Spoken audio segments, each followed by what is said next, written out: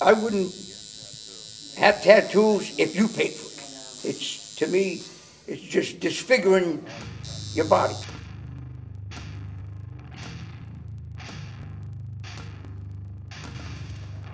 So I go out for a little bit last night. As soon as I walk into the club, people around me talking about tattoos. I'm like, you know what? I said, stop. I said, because I'm with my old lady. I didn't come here to talk to you about tattoos. That's why I asked him, well, really trying to get my car fixed. I got this weird rattle in the back of it. Yeah. What's that? No, come on in the parking lot. Let me show it to you. I asked him, I said, what are you doing now? He goes, I own a crane. I said, you want to come dig up my yard? You know?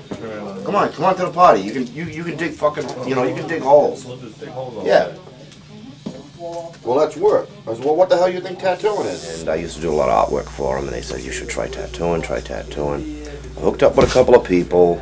One was Mr. T from New Hampshire, and his name was Roger, a local person. They helped me out, and I went on my own, met some well-known artists. They helped me out, and here I am today. My downfall is going to Stop and Shop now. Jeez. Oh, yeah? Trying to pick up a box of Captain Crunch, man. Takes you half an hour to get out of the place. Yep.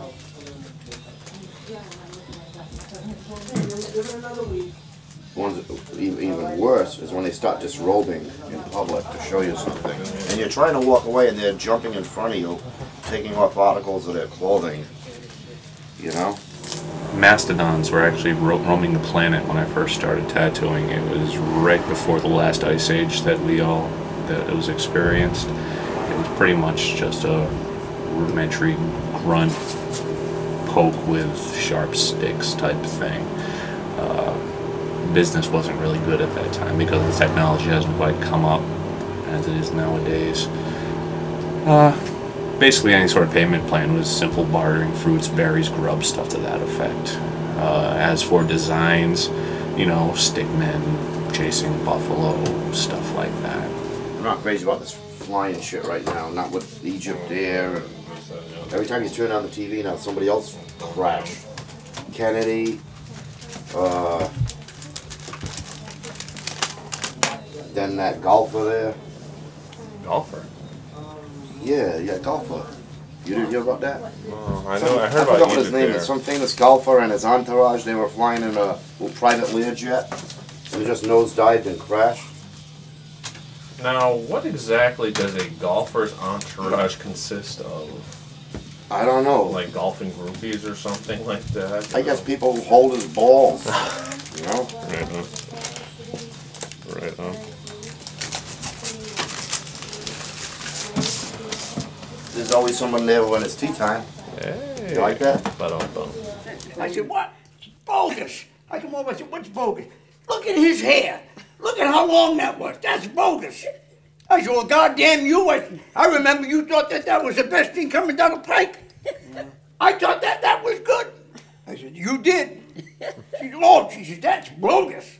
But that's how it is. I don't know. New England, the people complain for anything. They'll complain if there's too much religion in their neighborhood.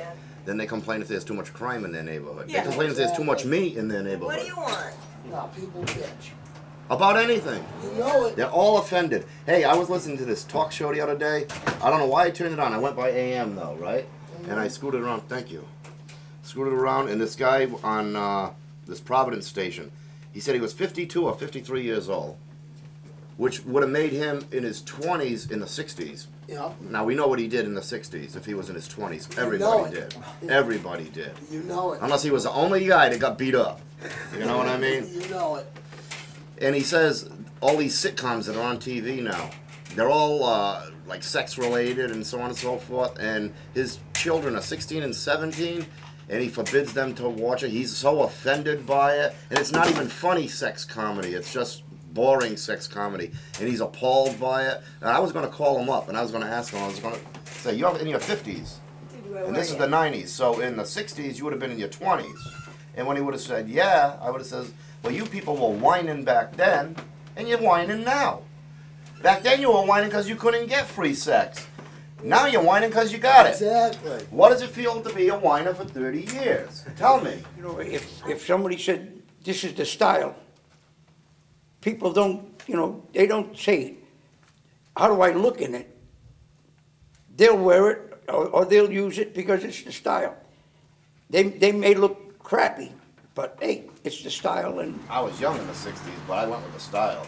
Yeah. Oh yeah. Who had the biggest bell bottoms was the coolest. No. Yeah. You know, I was really young. You know, late '60s, early '70s. But yeah, me corduroy bell Yeah. bottoms. Yeah. And, oh my God. Everybody.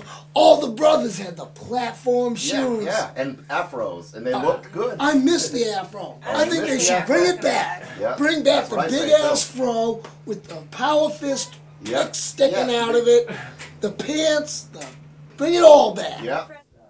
you don't say to yourself, hey, it ain't right. So you say, well, because the others are doing it, hey, maybe it's right.